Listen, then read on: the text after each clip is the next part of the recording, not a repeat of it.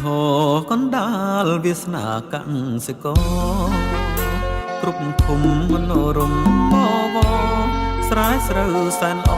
ក្រាលគ្របផ្ទៃវាលផ្លូវ314ស៊ូទ្រាំត្រឹមត្រងបំរើប្រជាជំនិញនាជិះជាន់គ្រប់គ្រាមិនថ្វីមន្ទីរពេទ្យផ្សារសាលាអប់រំអារាមសាសនាព្រះសង្ឃបដិបត្តិផ្ចិតផ្ចង់ត្រង់ត្រាប់វិន័យស្រុកយើងមានសពស្កតណោតផ្អែមមុតសូត្រតំបាញកៃ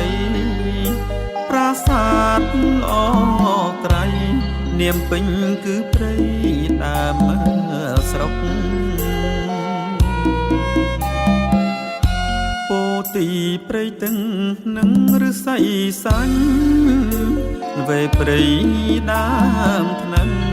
ប្រឡាយសន្ធឹងស្រោចស្រពស្រូវប្រាំងវស្សាបានផលអគប់សង្ឃឹមមានភពតម្លៃសំស្របគប់ចិត្តកសិករ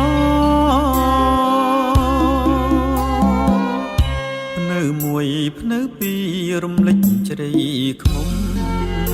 ឃុំព្រែកចុងក្រានភោផុង